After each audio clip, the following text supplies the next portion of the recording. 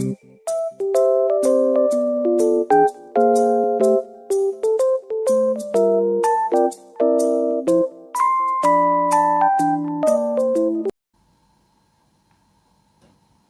di sini saya akan mempresentasikan database yang telah kami buat selama 4 kali pertemuan praktikum basis data.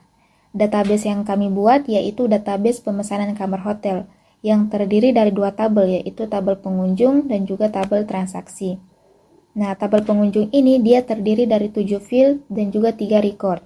Field yang dimaksud yaitu ID pengunjung, nama pengunjung, alamat, dan seterusnya sampai di jumlah kamar. Sedangkan record yaitu isi dari masing-masing fieldnya, seperti 1, 2, 3, 4, 5, 6, 5, 6, 7, 8, 9, 0, dan seterusnya sampai ke bawah. Kemudian di tabel transaksi juga terdiri dari 6 field dan juga 3 record. Field dan record yang dimaksud sama halnya dengan field dan record pada tabel pengunjung. Kemudian lanjut ke relationship. Nah, relationship yang kita gunakan yaitu one to many. One to many itu maksudnya satu ID pengunjung pada tabel pengunjung ini dapat direlasikan atau dihubungkan dengan banyak ID pengunjung yang ada pada tabel transaksi, sehingga tipe relationship-nya adalah one to many. Kemudian lanjut ke query. Di sini pada query kami membuat beberapa gabungan dari beberapa field yang ada pada tabel pengunjung dan juga tabel transaksi, serta kita menambahkan satu field, yaitu field total harga, yang mana pada field tersebut kita memberikan rumus, agar nantinya data akan terisi otomatis sesuai dengan perintah dari rumus tersebut.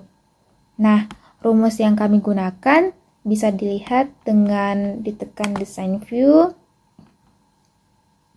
Kemudian pada total harga ini, klik kanan, kemudian pilih zoom.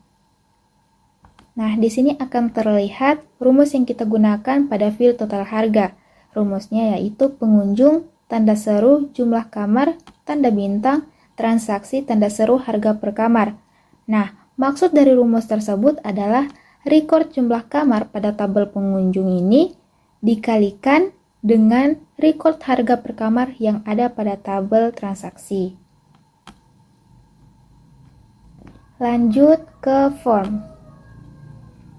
Nah, pada form ini kita membuat 5 button atau tombol perintah.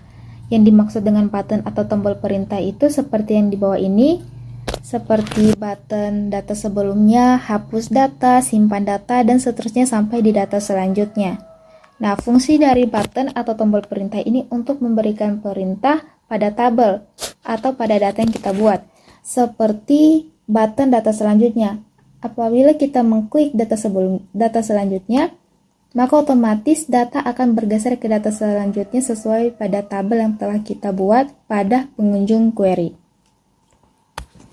Nah, selanjutnya yaitu report. Nah, report ini dia berfungsi untuk mencetak data dalam bentuk laporan.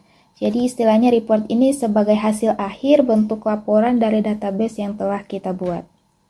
Selanjutnya yang terakhir yaitu makro. Pada database ini saya membuat 2 makro, yaitu makro delete dan juga makro save. Fungsi yang saya gunakan pada makro ini yaitu fungsi if dan juga memasukkan message box, yang mana pada makro delete isi dari message box-nya yaitu apakah Anda ingin menghapus. Kemudian isi dari makro save yaitu apakah Anda ingin menyimpan. Untuk melihat apakah makro delete ini berfungsi atau tidak, saya akan klik tabel form. Kemudian pada tabel form ini ada button hapus data atau ada tombol hapus data. Nah, ketika saya mengklik hapus data, maka akan muncul message box yang berisi apakah Anda yakin ingin menghapus. Jadi dari sini terlihat bahwa makro delete berfungsi pada tombol hapus data di form.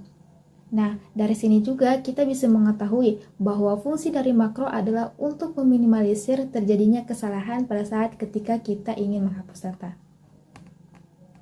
Begitupun juga dengan makro save.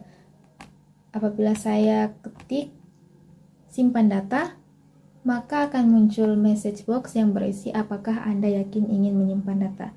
Berarti dari kedua makro ini, berfungsi pada tabel form. Sekian, itulah tadi presentasi singkat dari saya mengenai database pemesanan kamar hotel. Wabillahi taufiq wal hidayah. Wassalamualaikum warahmatullahi wabarakatuh.